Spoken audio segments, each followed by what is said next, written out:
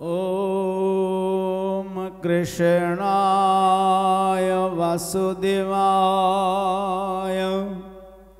हरये परमात्मने प्रणतः क्लेशनाशाय गोविन्दाय नमो नमः।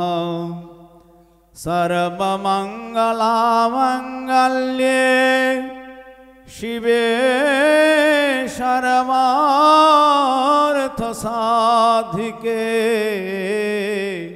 स्मरण्ये त्र्यंबके गौरी नारायणी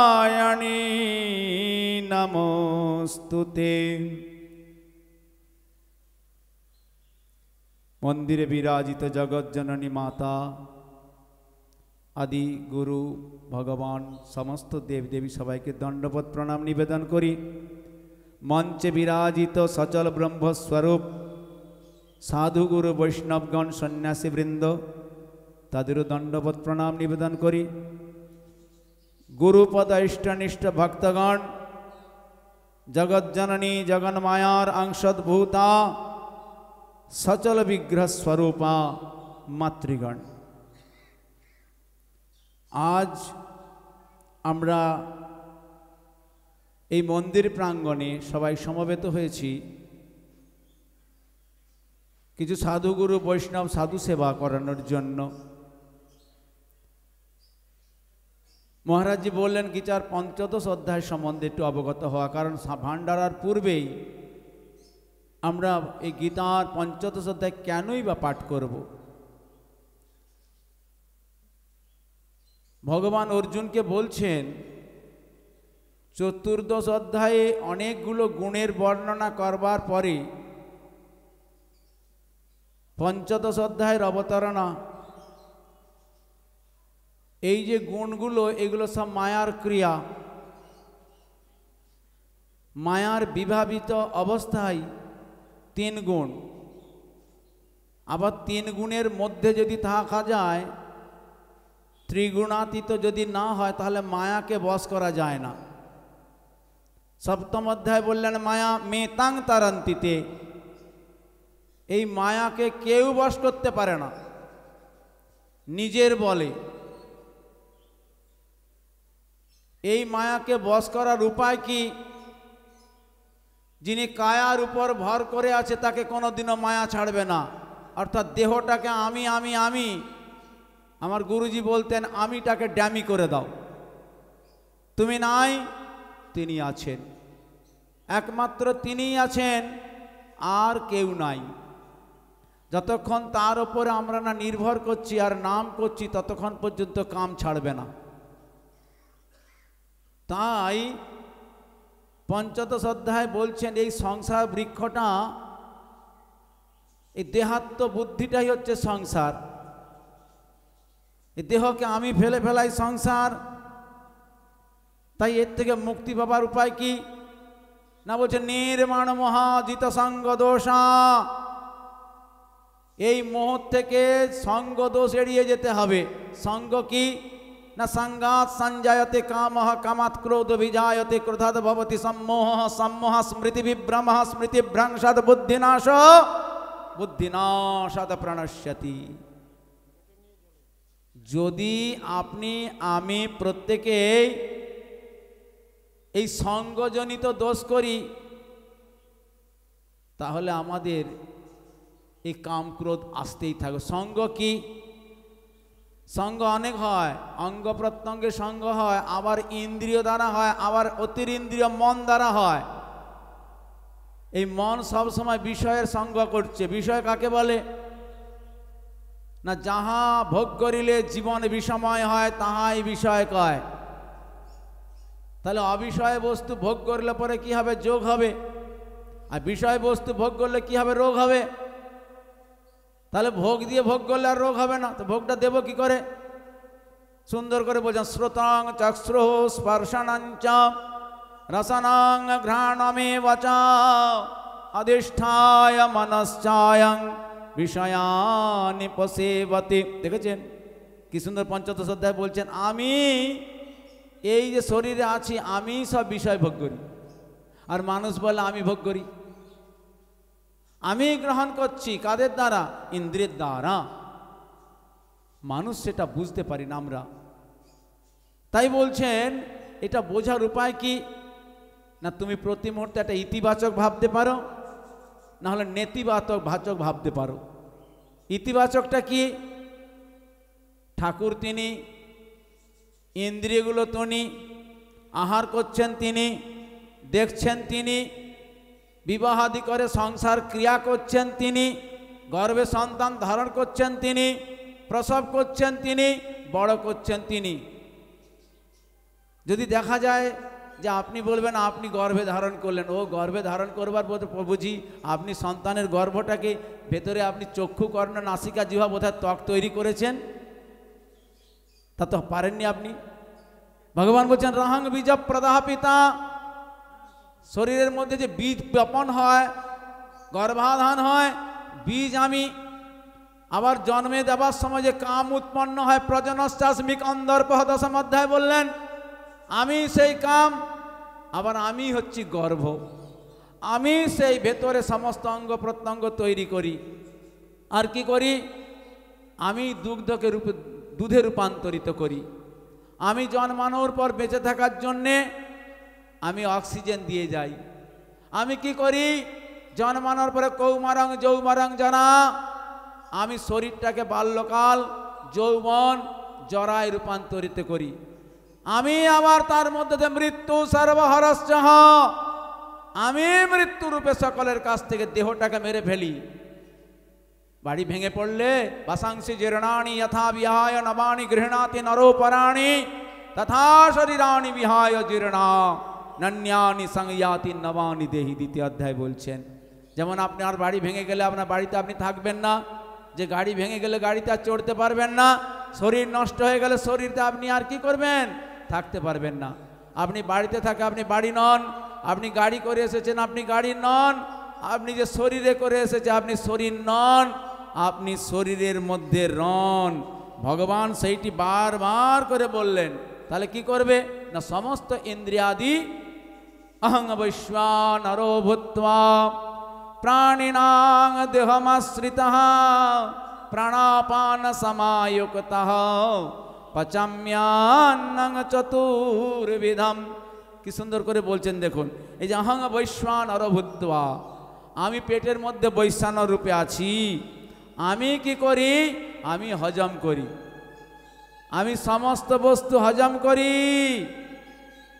কিভাবে না, পচাম্যান্নং চতুর্বিধ, চারভাবে আমি হজম করি। তাহলে অন্ন বস্তুটাকে এখানে প্রমাণিত হলো। অন্ন কাকে বলে না, যা চর্ব চস্য লেজ্জ এবং পেয়। জলটাকেও তাহলে ভগবান অন্ন বললেন। আপনারা বলেন আজ আমি অন্ন খাবো না, যে চিবিয়ে খাচ্ছে অন্ন গ্রহণ করছেন, যে চুষে খাচ্ছেন তিনি অন্ন গ্রহণ করছেন, তিনি চেটে খান তিনি অন্ন গ্রহণ করছেন, তিনি গিলে খান তিনি অন্ন গ্রহণ করছেন। অন্নময় কোষ যদি ভেদ না হয় কোনোদিনও অন্ন ত্যাগ হয় না।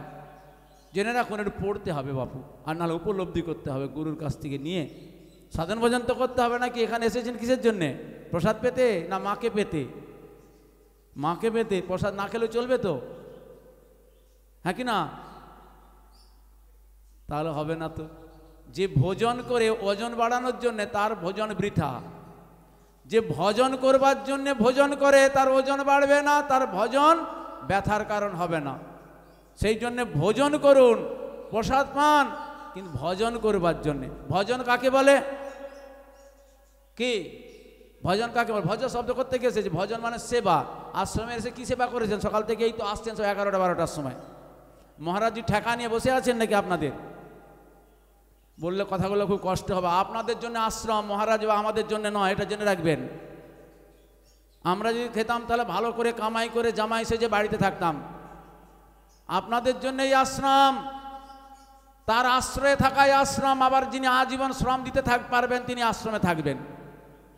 আপনি তো গৃহস্থ আশ্রমে রয়েছেন, আশ্রমে সেবা করাই আপনার দায়িত্ব। তাহলে আপনি এই আশ্রমের সেবা করুন। সেবা বন্দনার অধীনতা সহজে মিলাবে রঘুরাই। যিনি সেবা করেন না তিনি কোনোদিনও ঈশ্বর লাভ করতে পারবেন না। সেবা কোন কাকে বলে? নিঃস্বার্থভাবে যা দেবেন, যা নেবেন, ইয়াত করোষি ইয়াদশনাসি ইয়াজ্জুহোষি দাদাসি ইয়াত তপস্যাসি কৌন্তে তৎকুরুষ্ব মদর্পণম। दिया राम लिया राम, कहो राम रहो आराम, राम भरोसे जहाँ सब काम, जहाँ राम ध्वनि तहाँ कौन कमी। देवेन तो क्या जन्य देवेन? माয়ের জন্য দেবেন। পাচ্ছেন তো মা নিচ্ছেন, মা পাচ্ছেন। এই যে পচাম্যন্নং চতুর্বিধম, ভগবান বলছেন যা শুনছো, দেখছো, বলছো, স্পর্শ করছো, ভগবানকে কি করবে না তুমি আহার করছো। আহার করো, মনে করো আহুতি দিয়ে শ্যামা মাকে রামপ্রসাদ বলছেন। পায় প্রসাদ, যায় বিষাদ, লাগে ভোগ, কাটে রোগ। আপনি এতদিন এই আশ্রমে এসে প্রসাদ পেয়েছেন, আপনার বিষাদ গেছে কি? কেন যায়নি? কেন? তাহলে আপনি কি প্রসাদ পাননি? প্রসাদ কাকে বলে? গীতাতে বলছেন প্রসাদে সর্বদুঃখানাং হানি। আপনারা হিন্দু না? কথাগুলো খুব আমি জোরে বলে ফেলি বলে আমার কষ্টও হয়, কিন্তু জেনে রাখবেন আপনি এসেছেন এখানে সাধন ভজন করে কিছু উন্নতি সাধন করতে। প্রসাদ কাকে বলে আপনি জানেন না। ঠাকুরের কাছে নিবেদন করে দিলে থোড়ি প্রসাদ হবে। ওতে তো আপনি কামনা বাসনার ভর পোষণ করে দিয়েছেন। 100 টাকার পুজো দিয়ে 1 লক্ষ টাকার ফদ্দ দিয়েছেন। প্রথমেই বলবেন আমার স্বামীর শরীর ভালো করে দাও, আমার মাজার ব্যথা ভালো করে দাও, আমার ছেলে মেয়ের বিয়ে দিয়ে দাও, আমার অমুকটা চাকরি করে দাও, গাড়ি দাও, বাড়ি দাও, প্রতিষ্ঠা দাও, যশ দাও। এই তো আপনার ভোগ। আপনি এগুলো ভোগ লাগিয়েছেন। প্রসাদ কি পেয়েছেন? পাননি তো। আপনি খেয়ে গেছেন এখান থেকে। বেশি করে মিষ্টিটা দিল কিনা, পোলাওটা পাতে পড়লো কিনা, তার সাথে দুটো কাজু আছে কিনা, ঠিক ঠিক ঘি হয়েছে কিনা, হ্যাঁ, আপনার এইগুলো প্রসাদ পাওয়া। যদি সেই প্রসাদ পান জীবন ধন্য হয়ে যাবে। এই মহারাজদের কাছে আছে, যা চেয়েছেন সব ছাই হয়ে যাবে। যা চাই সব যাচাই করে চাইবেন। তোমার চরণ পেয়ে হরি আজকে আমি লাজে মরি, কি ছাই নিয়েছিলাম আমি, হায় রে কি ধন চাহি নাই, আমায় রাখতে যদি আপন ঘরে, বিশ্ব ঘরে পেতাম না ঠাই। আপনি আপন ঘরে বসে আছেন, যায় আপনি আপন ঘরে বসে রইলেন। ভবা পাগলা কি জয়, শ্রী ঠাকুর ভবা পাগলা কি জয়, শ্রী ঠাকুর ভবা পাগলা কি জয়, বার্ষিক মহাপূজার মহাসম্মেলন কি জয় জয়। আপনারা আমরা প্রত্যেকে ঠাকুরের কাছে নিবেদন করুন নিজেকে। নিবেদন শব্দের অর্থ কি? আমি তোমার। আর একটি গানের একটু অংশ গেয়ে আপনাদের বিরাম দেব। অনেক মহাজন এসেছেন, ওনারা মহাত্মারা বলবেন, শুনবেন। আপনারা শুধু জিজ্ঞেস করেন কি করে এইটা হবে, টাকা পাবো কি করে, গাড়ি হবে কি করে, বাড়ি হবে। মহারাজের কাছে জিজ্ঞেস করবেন আত্মোন্নতি কি করে হবে, আমি মাকে কি করে পাবো। একটি সন্তান বাড়িতে অনেক খেলনা দিলে দেখবেন মোবাইল ঘাঁটছে, টিভি দেখছে, নানান রকম খেলতে খেলতে মাকে ভুলে যায়। সংসারটা তেমনি ওরকম একটি সংসার, এইটি মায়ের জগৎ। এইসব খেলনা দিয়ে ভুলে যাবেন না। সব ভুলে গেলে ভুলে ঘুরে মরবেন। জন্ম জন্মান্তর থেকে, দেশ থেকে দেশান্তর থেকে, দেহ থেকে দেহান্তর থেকে ঘুরে বেড়াবেন। এরকম কি করতে হবে না, নিজেকে তার কাছে নিবেদন করে দিন। কিরকম না, আমি তোমার। এই যে গাছে ফুল ফুটে, ফুলগুলো কার? আপনি ফুটিয়েছেন। ওতে গন্ধ কে দিয়েছে? ও যে বাগিচা, তার গন্ধ নয়। একটা ফুল ফুটিয়ে দেখাতে বলুন তো, ঘরের মধ্যে 1 বালতি জল রেখে কি কি লাগবে আমি সব দেবো। ঘরের মধ্যে তিনি বলুন কদিন লাগবে আপনার ফুল ফোটাতে? পারবে না ফুল ফোটাতে। কেউ একজন ফোটাচ্ছে, মিষ্টিটা নানা উপাদানের সৃষ্টি হচ্ছে, নানা রকমের মিষ্টি। সত্যি কি মিষ্টি চোখে দেখা যায়? মিষ্টি চোখে দেখা যায় না। দেখুন ওই ছানার ডালা, ময়দার ডালা, নানা রকম দেখা যায়। মিষ্টিটা মুখে খেলে বোঝা এইটা মিষ্টি আছে রে, এটা নোনতা নয়, এটা ঝাল নয়। মিষ্টি উপলব্ধির বস্তু, সেটাও তার তৈরি। যে মন্ত্রগুলো আছে, মন্ত্রগুলো কার? মন্ত্র কি জানেন তো? মরণাত্রায়তে ইতি মন্ত্র। জাপ মানে মনন করলে ত্রাণ পাওয়া যায়। এখন ধরুন এই যে মন্ত্র, এই যে মন্ত্র বলে না, ওম ধ্যান নিত্যাং মহেশং রজতগিরিণী শান্তাকারং ভুজগশয়নং পদ্মনাভং সুরেশং বিশ্বধারং গগন সদৃশং মেঘবর্ণং শুভঙ্গম লক্ষ্মীকান্তং কমলনয়নং যোগীভীর ধ্যানগম্যং বন্দে বিষ্ণুং ভবভয়হরং। কি ভগবানের গুণের বর্ণনা, রূপের বর্ণনা। ধ্যান হচ্ছে যে গুণ আর রূপের বর্ণনা, এবং তাকে সেই রূপ আর গুণ বর্ণনা করতে করতে বর্ণের পরিচয় হয়। বর্ণ হলে আকৃতি হবে, আকৃতি যার নাই, বিকৃতি যার হয় নাই, তিনি মন্দিরে আছেন। দেহটা হচ্ছে বিকৃতি হবে, অর্থাৎ ওটা প্রকৃতি। তাই কি বলছেন না কি করতে হবে না গুরুর কাছে নিজেকে নিবেদন করে, কিরকম না গুরু আমি তোমার, গুরু তোমার আমি, তোমার আমি, তোমারই তো আমি। গুরু তুমি ব্রহ্মা, গুরু গো তুমি বিষ্ণু, তুমি হৃদয় স্বামী। গুরু গো তোমার আমি, তোমার আমি, তোমারই তো আমি। গুরু গো আমি রথ, গুরু গো তুমি রথি। গুরু যেমন চালাও তেমনি চলে, যেমন বলাও বলি। গুরু গো তোমার আমি, তোমার আমি, তোমারই তো আমি। সব গুরুর, গুরু তুমি বিনা কে আছে, আমার যা কিছু সব তোমার কাছে। আমার সাধন তুমি, ভজন তুমি, তুমি হৃদয় স্বামী। গুরু তোমার আমি, তোমার আমি, তোমারই তো আমি। গুরু ব্রহ্মা, গুরু বিষ্ণু, গুরুদেব মহেশ্বর। মুখে বলছি গুরু ব্রহ্মা, গুরু বিষ্ণু, গুরুদেব মহেশ্বর। পুজো করার সময় শিবকে আলাদা, ব্রহ্মাকে আলাদা, বিষ্ণুকে আলাদা করে ভাবছি। গুরুই আপনার কাছে ওরকম রূপ ধরে এসেছেন পৃথিবীতে। তিনিই সব, তিনি গোলক বিহারী শক্তিতে শক্তিমান। তিনি আপনাকে গোলক বিহারীকে পাইয়ে দিতে পারেন। গুরুর কাছে নিজেকে সঁপে দিন, আমার আর কিছু নাই গুরুদেব, তুমি ময়, তোমাতে আমাতে ভেদ নাহি রয়, তুমি আমার গুরু সর্বময়। গুরুই হচ্ছেন নাম।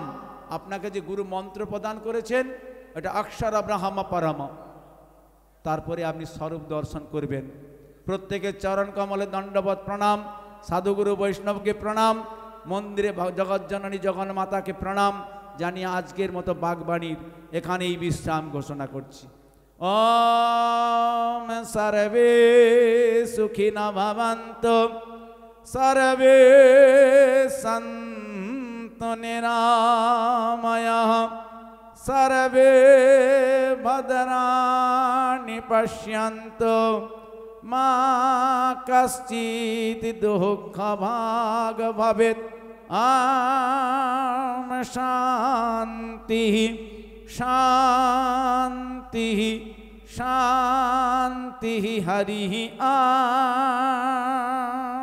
ওম তৎসৎ। হরি ওম তৎসৎ। ভাগবত ভক্ত ভগবান জ্ঞানী যোগী ভক্তদের চরণে প্রণাম।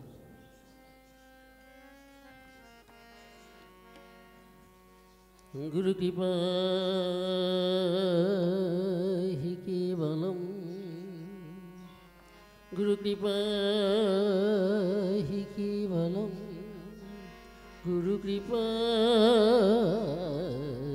হি কেবলম।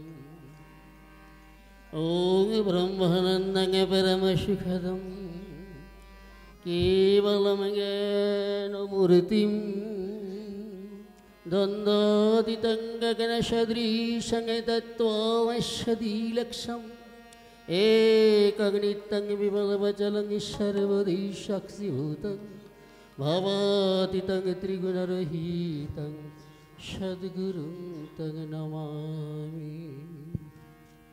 গুরু হচ্ছে ঘটক, ভক্তের সাথে ভগবানের পরিচয় করিয়ে দেন। তাই বলছেন, ঘটকালি করতেছ গুরু ভবের মাঝারে, ঘটকালি করতেছ গুরু ভবের মাঝারে। তুমি গুরু জয় মা, জয় মা।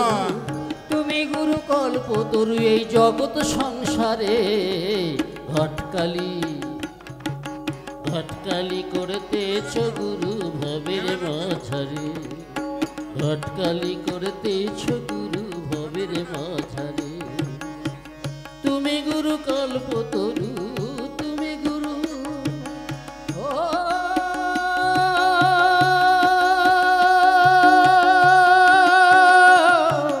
ও গুরু গো, তুমি গুরু কল্পতরু এই জগৎ সংসারে। ঘটকালি করতেছ গুরু ভবের মাঝারে।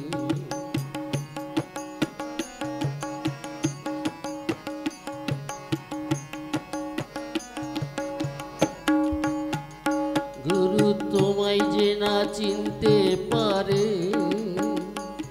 সে পড়ে থাকে অন্ধকারে।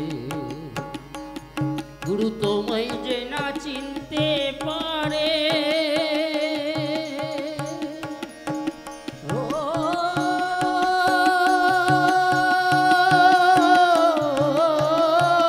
গুরু গো,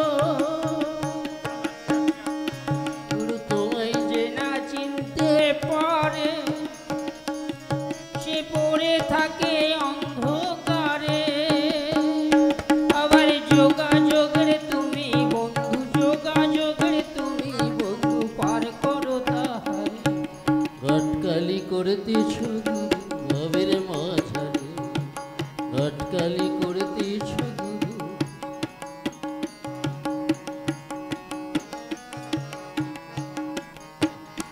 আমার দেহ ছিল ভূতের বাসা, আর মন ছিল শ্মশান। মন্ত্র দিয়ে তারে তুমি করলে ফুল বাগান, গুরু করলে ফুল বাগান। আমার দেহ ছিল ভূতের বাসা, আর মন ছিল শ্মশানে, গুরু মন ছিল শ্মশান। আবার মন্ত্র দিয়ে তারে তুমি, মন্ত্র দিয়ে তারে তুমি করলে ফুল বাগান, গুরু করলে ফুল বাগান, গুরু করলে ফুল বাগান। আবার যোগাযোগের তুমি ভেলা, গুরু গো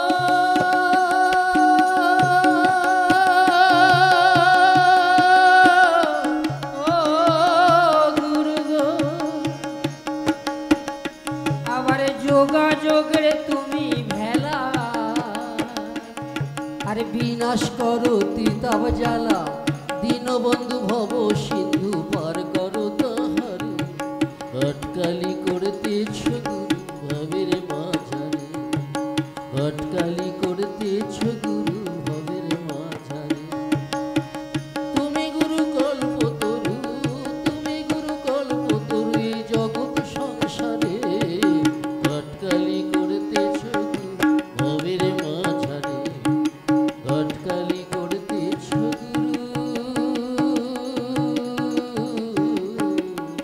ভবের মাঝারে।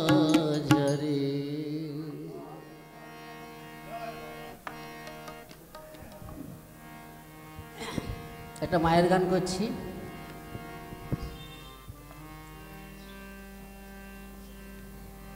আর একটি সঙ্গীত পরিবেশন করবেন। তার মধ্যে আমাদের মধ্যে উপস্থিত আছেন আদ্যাপীঠের তেজসানন্দজি। তিনি 2-5 মিনিট প্রবচন প্রদান করবেন। মা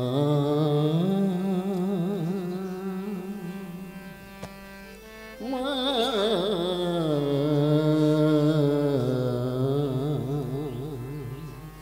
মা গো। আমরা যখন গর্ভে থাকি মাথাটা নিচের দিকে থাকে, পা দুটো উপরের দিকে থাকে। আমরা একটা যোগ সাধনায় থাকি। 10 মাস 10 দিন হয়ে গেলে বলি, ঠাকুর আমায় মুক্তি দাও, গিয়ে তোমার নাম গুণগান করবো। ব্যাস, যেই মরতে এলাম সব মহামায়া মায়াই সব ভুলে গেলাম। তাই বলছেন, যখন গর্ভে ছিলাম যোগে ছিলাম, জন্ম নিয়ে তোরে হারালাম, কেন মায়ার ডোরে বাঁধলি মোরে, করব কখন তোর সাধনা মা, মা, মা।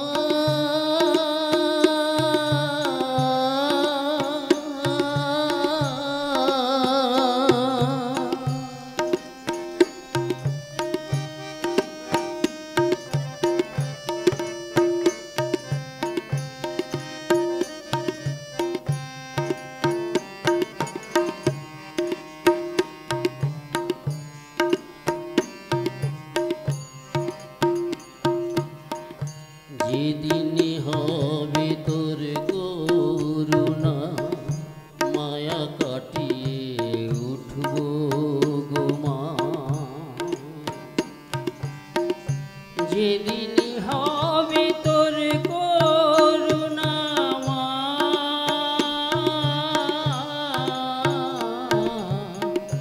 যেদিন হবে তোর করুণা, মায়া কাটিয়ে উঠব গো মা,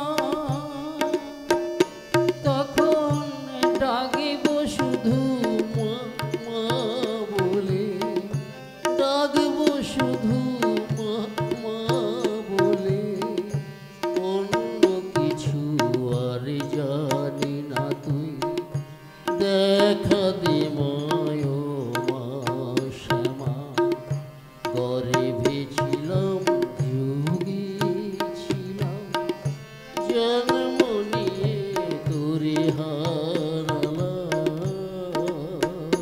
কেন মায়ার ডোরে বাঁধলি মোরে, করব কখন তোর সাধনা মা, মা,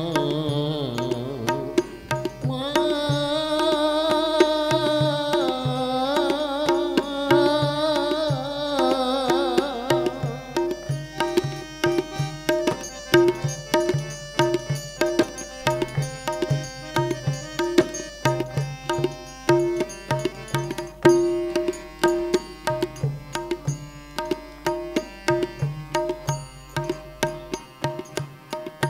তোর নামেতেই হয় মা মুক্তি, দে মায়া মাই শ্রদ্ধা ভক্তি,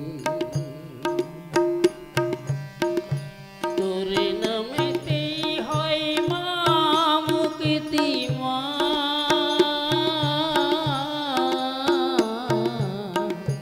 তোর নামেতেই হয় মা মুক্তি, দে মায়া মাই শ্রদ্ধা ভক্তি,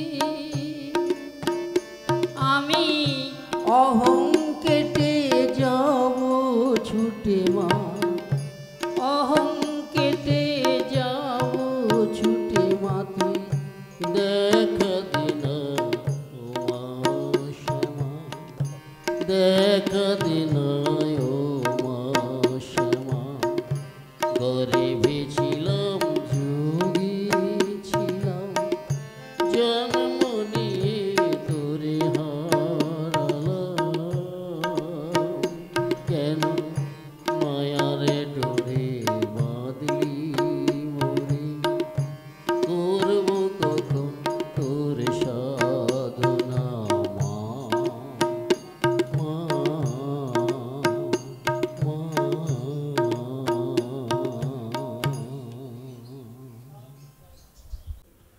আদ্যাপীরের স্বামী তেজস্বানন্দজি মহারাজ কিছু ধর্মীয় কথা আমাদেরকে শোনাবেন। জয় গুরু, জয় মা। ও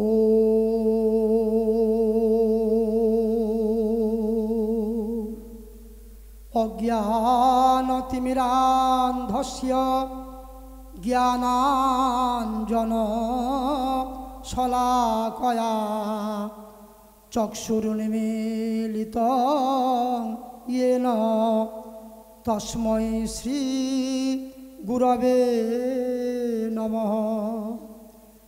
হে কৃষ্ণ করুণা সিন্ধু দীনবন্ধো জগৎপতে গোপেশ গোপিকা কান্ত রাধাকান্ত নমস্তুতে।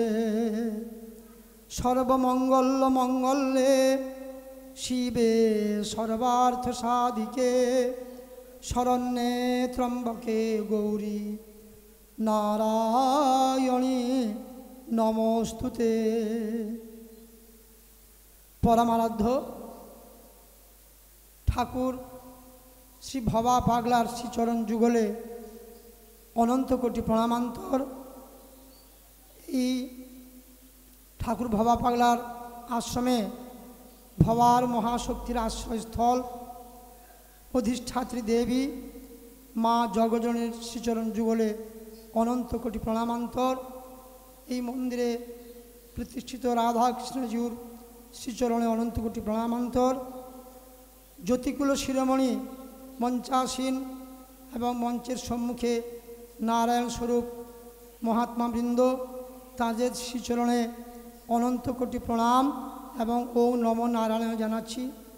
সেই সঙ্গে আজকে এই ভবার মহাশক্তির আশ্রয় গঙ্গার তীরে অবস্থিত এখানকার যিনি অন্যতম রূপকার পরম শ্রদ্ধেয় জ্যোতিবর ভবার একান্ত পার্ষদ সদয় বাবা সদয় মহারাজ, যার সন্ন্যাস নাম শ্রদ্ধেয় স্বামী সোমেশানন্দ গিরিজি মহারাজ, তাকে আমার প্রণাম এবং ওম নমো নারায়ণ জানাচ্ছি। সমাগত ভক্তবৃন্দ, সুধীসজ্জন মণ্ডলী, এতত অঞ্চলের অধিবাসীবৃন্দ এবং এই আশ্রমের অন্যান্য অন্তেবাসীবৃন্দ, মা রয়েছেন মাতাজির চরণে নমো নারায়ণ জানাচ্ছি এবং জগজন অংশ সমুতা মাতৃবৃন্দ। আমি দক্ষিণেশ্বর রামকৃষ্ণ সংঘ আদ্যাপীঠের পক্ষ থেকে আন্তরিক প্রীতি, শুভেচ্ছা, ভালোবাসা, সশ্রদ্ধ অভিনন্দন এবং প্রণাম নিবেদন করছি। দু একটি কথা বলার অনুমতি করেছেন মহারাজ, সেটা বলবো। একটা বিরাট ভুল হয়ে গেছে, বলছে না বৃদ্ধস্ব বচনম গ্রাহ্যম। আমরা প্রথমেই সভাপতি ছাড়াই শুরু করে দিয়েছিলাম, মহারাজ শুরু করে দিয়েছিলেন যে সভাপতি আসবেন। আমার অধ্যাত্ম জগতের মানে অন্যতম পথপ্রদর্শক, অনেক উপদেশ, অনেক বেদান্তের কথা এবং শাস্ত্রের নিগুড় কথা ওনার মাধ্যমে আমি শ্রবণ করে অত্যন্ত আমার জীবনের অনেক পথ খুঁজে পেয়েছি। আমি একবার ওনাকে বিশেষ অতিথিরূপে আমার গুরুদেবের আশ্রম হালিশহর নিগমানন্দ আশ্রম, ওখানে প্রধান বক্তা রূপে নিয়ে গেছিলাম। সে ভক্তরা কি আপ্লুত হয়ে গেছিল, প্রেমিক পুরুষ সদাহাস্যময়, তার শ্রীচরণে আমার অনন্ত কোটি প্রণাম এবং নমো নারায়ণ জানাচ্ছি। মহারাজ ক্ষমা করবেন, সর্বপ্রথমেই সভাপতিকে প্রণাম করা উচিত। যাই হোক, দু একটি কথা বলবো। মানুষ বা আপনারা যারা ঘর করেন, এক একটা ঘরের দরজা বেশিরভাগ হলেও মানুষ দুটো রাখে, কি জানলা দুটো রাখে, কিন্তু আমাদের যে ঘরটা আছে না, এই কুঠরিটা, এই ঘরটা, আমাদের ঘরটা আবার 9টা দরজা। এই 9টা দরজা ভগবান বলছেন সেই নবদ্বারে পুরে দেহি, যে রুমটার মধ্যে তিনি রয়েছেন।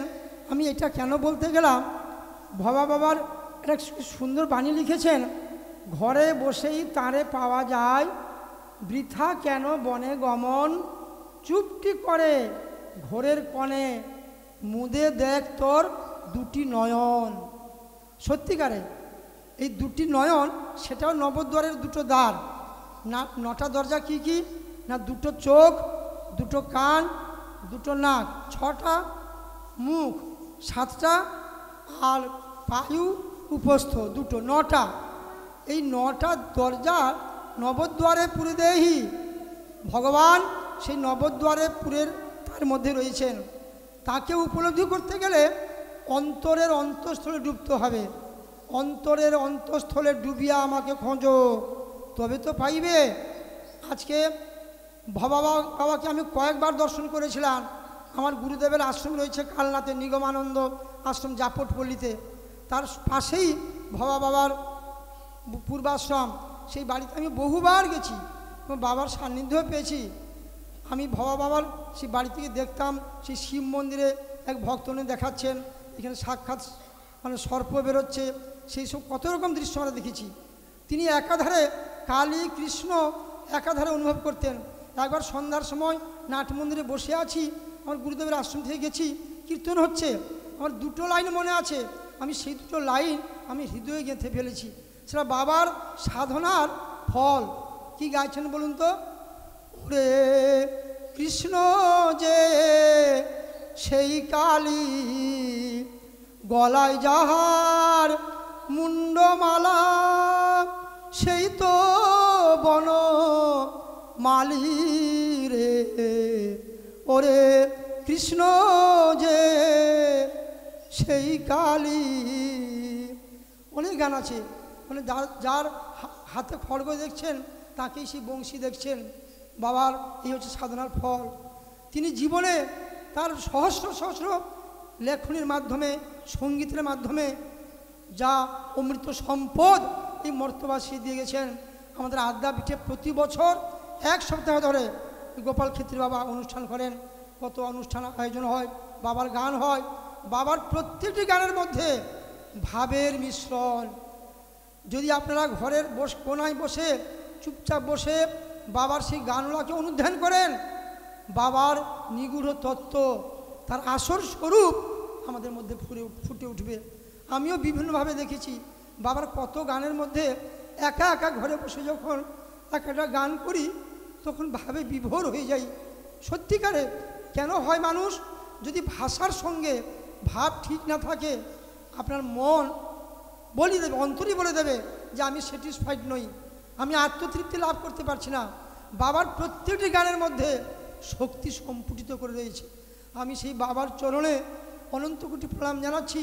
আর আমার সৌভাগ্য হয়েছিল বাবার এই স্থূল দেহটা যেদিন গত হলো, আমি সেদিন আমার গুরুদেবের একটা অনুষ্ঠান ছিল চন্দনেশ্বরে। আমরা দীঘায় এসেছি, দীঘায় কোথায় প্রসাদ পাবো? দুপুরবেলা সমুদ্রে স্নান করছি, গরমের সময়, যদ্দূর সময় চৈত্র বৈশাখে হবে, সময়টা গরমের সময় ছিল। আমরা স্নান করে জিজ্ঞাসা করছি এখানে কোথায় দুপুরে প্রসাদ পাওয়া যায় বলুন তো? দীঘাতে কোনো আশ্রম নাই। তো একজন ভক্ত বলল যে ভবাপালের আশ্রম রয়েছে, ভবার হরবলার মন্দির নাম। তো আমরা সেই গলিতে গিয়ে সন্ধান নিয়ে গেলাম, কিছু ভক্ত আমাদের সঙ্গে ছিল, কিছু পয়সা করি আমরা ওখানে দিয়ে সকলে সেদিন দুপুরে প্রসাদ পাওয়ার ব্যবস্থা। আর সেই দিনই খবর গেছে বাবা মহানির্বাণ লাভ করেছেন। যাই হোক, সেখানেও নাম কীর্তন আনন্দ হলো। বাবার সেই গান, তার মোহন মূর্তি দর্শন করলেও তার পচা গলা স্থূল শরীরটা যদি স্মরণ করা যায়, সেই স্মরণে আমরা তরণ হয়ে যাব। আর যদি বিস্মরণ হয়ে যায় তাহলে মরণ। এই ভাব যদি জাগ্রত রাখা যায়, তার সঙ্গীতের মধ্যে সমস্ত শক্তি সম্পুটিত করা আছে, সেইটা আমরা হৃদয়ে গেঁথে নিয়ে যাব। প্রতি বছর মাসের এই ফাল্গুন মাসের শেষ শনিবার মহারাজ কি সুন্দর আয়োজন করেন। বিশেষ করে এখানকার আয়োজনের আমি একটা তৃপ্তি লাভ করি, ইংরেজিতে পড়েছিলাম discipline is obedience, obedience discipline. যেখানে শৃঙ্খলতা, যেখানে সৌজন্যতা, যেখানে শালীনতা, যেখানে মার্জিত এই বোধ, এই ভাব রয়েছে, পরিচ্ছন্নতা, ভগবানের বিলাস সেখানে। মহারাজকে দেখতে যেমন সুন্দর, সোমেশানন্দ পূজ্যপাদ সোমেশানন্দ গিরি মহারাজ সুপুরুষ, দেখতে যেমন সুন্দর, তার প্রত্যেকটি কাজও দেখেছি একবার তীক্ষ্ণ, নিয়ম মাফিক এবং সুন্দর, পরিষ্কার পরিচ্ছন্ন। এইটাই তো নিয়ম। যাক, 5 মিনিট হয়ে গেছে, সময় নিব না। যদি ভালো লেগে থাকে বাবার আশ্রয় থেকে তার গানগুলোকে আপনার হৃদয়ঙ্গম করবেন, আর কিছু করতে হবে না। জয় গুরু, জয় গুরু, জয় ভবা, জয় মা ভবতারিণী। জয় শ্রী শ্রী ঠাকুর বাবা পাগলা কি। শ্রী শ্রী ঠাকুর বাবা পাগলার আশ্রম ভবান মহাশক্তির আশ্রয় সুখচর। এই বৎসর এই আশ্রমের বার্ষিক অনুষ্ঠানে 40তম বর্ষ। অন্যান্য বৎসরের ন্যায়, বিগত বৎসরের ন্যায় এবারও আমাদের উৎসবের পরের দিন, মহাপূজার পরের দিন এই সাধু সম্মেলন ভান্ডারা হয়। আমাদের মধ্যে অনেকেই উপস্থিত আছেন। আমাদের পাশেই পড়শি ভোলানন্দ মঠ, সুখচর ভোলানন্দ মঠের বেদান্ত আচার্য আশ্রম অধ্যক্ষ শ্রীমৎ স্বামী সর্বেশানন্দজি সামনে বসে আছেন। তার পাশেই সর্বানন্দ অবধূত, রাজবিহারী এভিনিউ মহানির্মাণ মঠ, আছেন শ্রীগুরু আশ্রমের আমাদের নির্মলানন্দজি, কাছের মন্দিরে এসছেন সঞ্জয় মহারাজ, কুন্তল মহারাজ, পালপাড়া যৌগিক আশ্রম থেকে আমাদের অখণ্ডানন্দজি, কাশিকানন্দজি, দেবদেবানন্দ, এতক্ষণ যিনি বললেন আদাপীঠ মন্দিরে তেজসানন্দজি, যিনি তারাশঙ্করের পীঠে তারানন্দ, রিজস্ট্রার রামকৃষ্ণ আশ্রমের কমল মহারাজ, আমাদের এখানে অনেকেই উপস্থিত আছেন, এবং শান্তি মহারাজ আমাদের অমৃতানন্দ রামকৃষ্ণ তপবন আশ্রম বেলগুড়িয়া, পাশেই আমাদের কাঠিবা আশ্রমের পার্থ সারথী মহারাজ, অনেকেই এখানে উপস্থিত আছেন। এবারে নতুন আমাদের যমুনা মা এসছেন, প্রথম সাক্ষাৎ হয়েছে মাধবানন্দ আশ্রমের সাথে দেখা হয়েছিল। অনুষ্ঠান আমাদের গত 2রা মার্চ থেকে আরম্ভ হয়েছে, এবং সেই দিনে একটা এখানে উদ্বোধনী অনুষ্ঠান থাকে মহাপূজার মহাসম্মেলনের। আমাদের অনেকজন গুণীজনের গৌরবময় উপস্থিতির মধ্যে শ্যামল সেন এসেছিলেন, প্রাক্তন রাজ্যপাল ভারপ্রাপ্ত শ্যামল সেন, এবং এলাহাবাদ হাইকোর্টের ভূতপূর্ব বিচারক প্রধান বিচারপতি তিনিও ছিলেন। তার উপস্থিতিতেই অনেক গুণীজন আমন্ত্রিত ছিল, আমাদের সেন্ট জেভিয়ার্সের যিনি কর্ণধার বর্তমানে জ্যোতিপ্রসাদ ব্যানার্জি মহাশয়, এবং আরও বিদগ্ধ অনেক ইউনিভার্সিটির বিভিন্ন ডক্টরেট অধ্যাপকরা ছিলেন। আমাদের মধ্যে সুখচরের একটা বিরাট গর্ব, অনেকেই আমরা জানি না, তাকেও আমন্ত্রণ আমি করেছিলাম, তা তিনি আসতে পারেননি। সেই দিন তার সহধর্মিণী পুরীতে ছিলেন, আর তিনিও বার্ধক্যজনিত নানা রকম রোগের জন্য উঠতে পারেন না। শক্তিবাবু, শক্তি অধ্যাপক শক্তি মুখোপাধ্যায়, তাকে 1 মিনিট এখানে আমরা একটু বরণ করে নেব, অল্প একটু, এই কারণেই সেই দিন তিনি আসতে পারেননি একবারই, তা আজকে উনি উপস্থিত হয়েছেন। মা তুমি একটু ধরে নিয়ে আসো না, 1 মিনিট ধরে নিয়ে আসুন। ইনি আন্তর্জাতিক রাজনীতি, অর্থনীতি, আইনের গবেষণার ক্ষেত্রে ডক্টর শক্তি মুখোপাধ্যায়, MA অর্থনীতি, MA রাষ্ট্রবিজ্ঞান, PhD অর্থনীতি, LLM আন্তর্জাতিক আইন বিশেষভাবে পরিচিত। অধ্যাপনা দিয়ে কর্মজীবন শুরু কলকাতার বঙ্গবাসী কলেজের, অল্প সময়ের মধ্যে কলকাতা ছেড়ে কলকাতা বিশ্ববিদ্যালয়ে অর্থনীতির অধ্যাপক হিসাবে প্রবেশ, ক্রমে ক্রমে বিশ্ববিদ্যালয়ের মঞ্জুরি কমিশন প্রদত্ত অর্থনীতি এবং মানব সম্পদ উন্নয়নের অধ্যাপক পদে নিয়োজিত। দীর্ঘ 32 বছর কলকাতা বিশ্ববিদ্যালয়ের অধ্যাপনার পর বর্তমানে অবসরপ্রাপ্ত অধ্যাপক। বহু গ্রন্থ, reflection on US convent, United nation and international court of justice, কলকাতার আলফা পাবলিকেশন হতে প্রকাশিত। এরপর বহু আন্তর্জাতিক মানের গবেষণামূলক গ্রন্থ আমরা ওয়ার্ল্ড প্রেস হতে প্রকাশিত করেছি। তাই তিনি দিল্লির মিত্তাল পাবলিকেশন থেকেও 3টি গবেষণারত গ্রন্থ প্রকাশিত হয়েছে UGC এবং ICSSR এর অনুদানে। এই সব গ্রন্থ পৃথিবীর প্রায় সমস্ত খ্যাতনামা বিশ্ববিদ্যালয়ে সুরক্ষিত। বর্তমানে সব ছেড়ে তিনি আধ্যাত্মিক বিষয়ে পড়াশোনায় ব্যস্ত। এই গীতার কথা তার একটা উৎকৃষ্ট ফসল। এই বইটা তিনি রচনা করেছেন। তিনি যদিও ধর্মীয় জগতের মধ্যে ছিলেন না বলে অধ্যাপনা করতে এবং নানারকম গবেষণা করতে করতেই আমার জীবন হয়েছে। তারপরে ক্যালকাটা ইউনিভার্সিটির কন্ট্রোলার ভবা পাগলার শিষ্য ছিলেন গোপাল ব্যানার্জি, তার সাথে তাকে তিনি নিয়ে গেলেন কালনাতে। তা সেখানে বললো আমার আর দর্শন হলো না, তিনি ছিলেন না। তা আমি ব্যাক করে চলে এলাম। তারপরে এখানে ডাক্তার বিমল ব্যানার্জির বাড়িতে তিনি এলেন, বা বিধুভূষণ রায়ের বাড়িতে।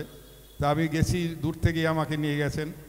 দূরে দাঁড়িয়ে আছি, তখন আমার নাম ধরে উনি ডাকলেন যে তুমি এখানে আসো। অনেক দূর থেকে কী করে জানতে পারলেন কি আছে, ওই যে এই মানুষ কি করে জানতে পারলো।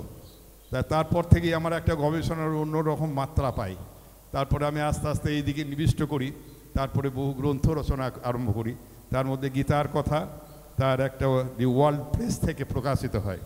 তেনার বহু বই প্রকাশিত।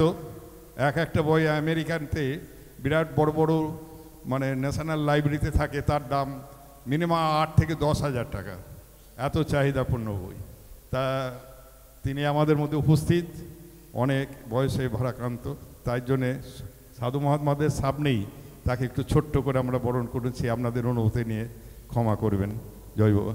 আমাদের উত্তরীয় পরিয়ে দিচ্ছেন। আমাদের মধ্যে উপস্থিত আছেন আশ্রমের ব্রহ্মচারী শক্তিবাবু, আপনি একটু এই দিকে দাঁড়ান। একটু উত্তরে পরিয়ে দিচ্ছেন সৌরভানন্দ ব্রহ্মচারী।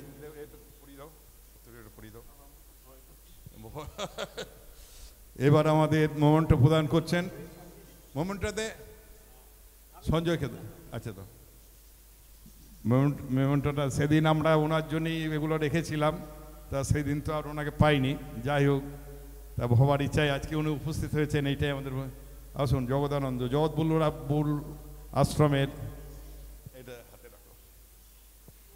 একটা দুটি কথা বলবেন ভবার, একটা দুটি কথা বলবেন আপনি, একটা দুটি কথা বলবেন। সাধু সমাজের সকলকে আমি আমার আন্তরিক, আমার ভক্তিপূর্ণ প্রণাম জানাচ্ছি। আমি সকলের পরিচয় ঠিক মতো না জানলেও আমার ভক্তিতে প্রাণ হয়ে গেছে। আমি কি বলবো, চেস্টারটনের বিরাট দার্শনিক চেস্টারটন, তার কথা মনে আসছে। তিনি বলেছিলেন যে জীবনে এমন কতগুলো মুহূর্ত আসে যেখানে আমরা চুপ করে থাকি, আমরা চুপ হয়ে যাই, আমাদের চুপ করিয়ে দেয় কে যেন, তবু আমাদের সেখানে কিছু করতে হয়, কিন্তু সেই কিছু করার ক্ষমতা থাকে না। চুপ করে থাকাটাই তখন কাজ হয়ে দাঁড়ায়। আমারও সেই অবস্থা হয়েছে, আমি চুপ হয়ে গেছি, কিছু বলতে পারছি না। এত বিদ্যুৎজনের মধ্যে, এত সন্ন্যাসীর মধ্যে আমি অভিভূত হয়ে গেছি, কিছুই আমি বলতে পারছি না। বাবা পাগলার এই আশ্রমে আমি এসে সব কিছু দেখে অভিভূত হয়ে গেছি।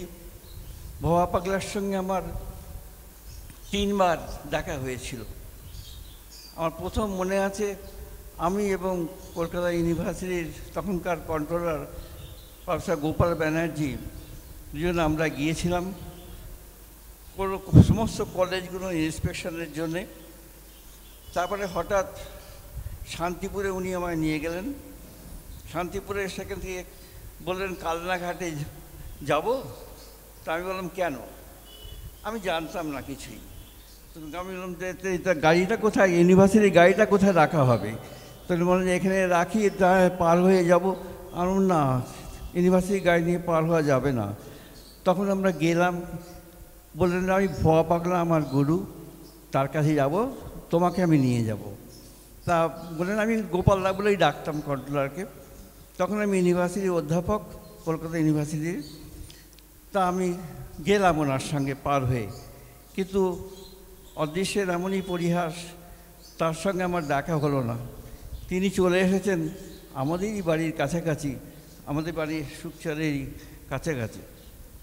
শুনলাম, এই শোনার পরে তো আমি একটু বিমর্ষ হয়ে গেলাম।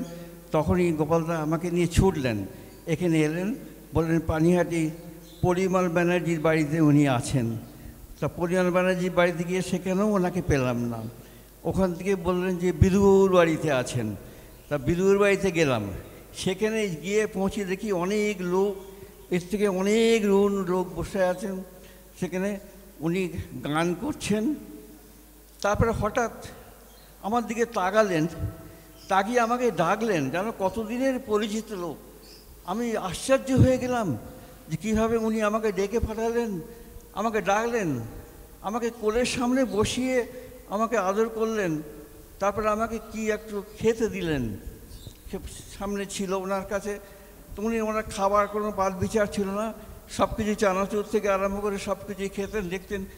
আমিও কীরকম যেন মনে হলো কতদিনের পরিচিত আমার, আমি ঠিক বুঝতে পারছি না। আমার যেন কতদিনের কত হারানো বস্তুকে আমি খুঁজে পেলাম তার মধ্যে।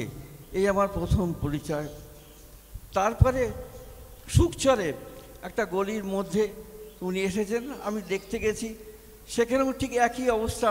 উনি দেখলাম দূর থেকে আমাকে ডাকলেন, এরকম করে ডাকলেন। আমি গেলাম, সেই আমার হলো আলাপ। তৃতীয়বার সুখচর কালী মন্দিরে এসেছেন, নাট্য মন্দিরে বসে আছেন। সেখানে উনি বসে আছেন, তখন একটা বক্তৃতা চলছিল, তার মধ্যে উনি আমাকে ডাকলেন, আবার ঠিক এরকম করে ডাকলেন।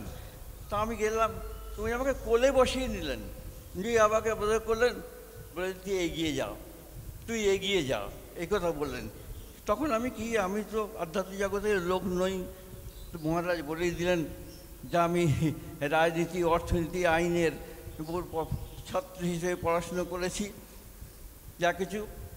তারপরে হঠাৎ আমার মনে কীরকম হলো, আমি মেয়ে বাইরে চলে যাওয়ার পরে তখন আমার মনটা অন্যরকম হয়ে গেল। ছোটোবেলা থেকে পুজো করতাম, আমাদের বাড়িতে প্রতিষ্ঠিত সরস্বতী, আমার 13 বছর বয়সে পৈতে হয়েছিল।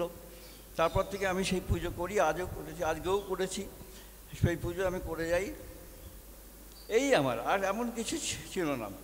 তারপরে হঠাৎ আমি বেদ পড়লাম, উপনিষদ পড়লাম, তারপরে বৈষ্ণব পড়লাম।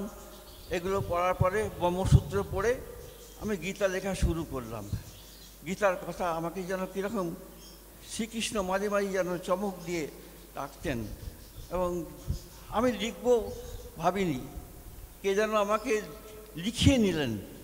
আমার সেই গ্রিক দার্শনিক অ্যাশলের কথা মনে পড়ছে, উনি বলেছেন যে god is nothing but an instrument operating through human agency. আমি যে লিখেছি আমি মনে করতে পারছি না, কিন্তু আমার হাত দিয়ে যেন শ্রীকৃষ্ণ লিখিয়ে নিলেন, শ্রীকৃষ্ণ করে নিলেন। এটা আমি লক্ষ্য করলাম।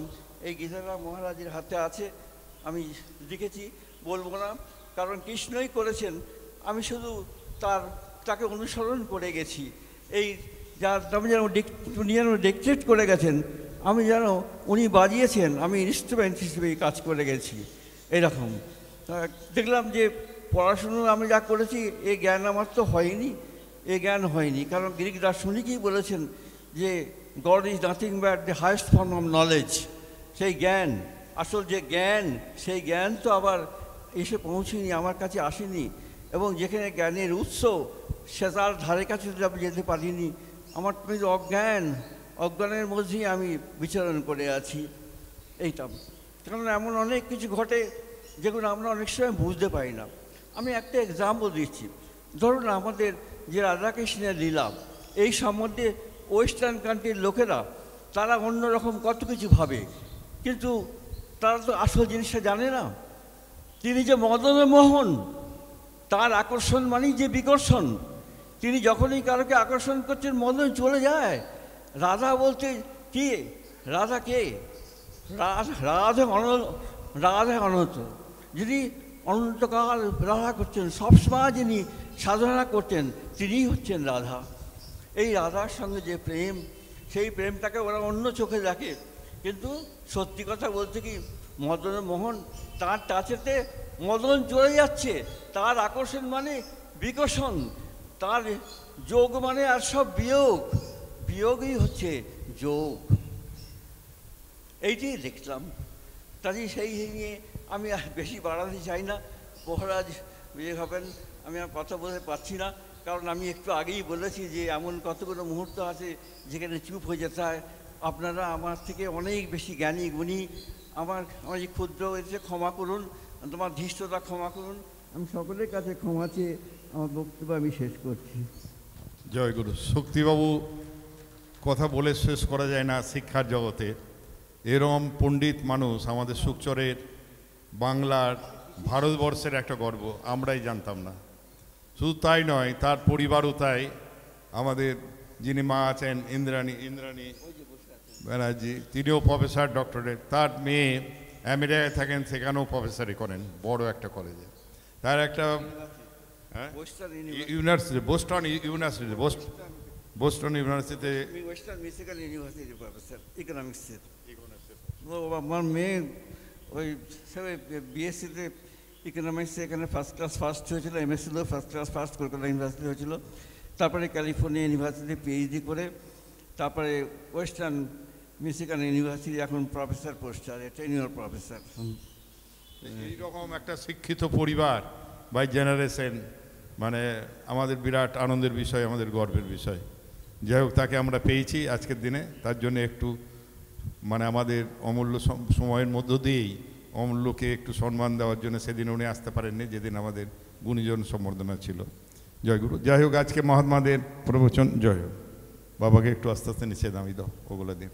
আমাদের মধ্যে জগৎবল্লভপুরের এখানে বসবেন, চেয়ার দেবো। আচ্ছা, সেটা আমাদের প্রণামী দেওয়ার সময় একটা আছে, সেই সময় দেবে। ঠিক আছে, সবাই একসাথে বসবে সেই সময়। ঠিক আছে। আচ্ছা, দেখুন, বিদ্যা দদাদি বিনয়ং বলে আপনার সামনের দিক দিয়ে আমি যেতে পারি না, পিছু দিক দিয়ে যাবেন। তাই মহারাজ, তাই এই যে দেখো বিদ্যা কত বিনয় দান করে, ধরেন আমি তো। তাই এইগুলো তো এইসব মানুষকে দেখে বোঝা যায়। অনেকেই আছেন সাধু বেশ সাধু কিন্তু তাদের বিনয় অহংকার কোথায়, সমজ্ঞান সমানভাবে তারা চলাফেরা করতে পারে না।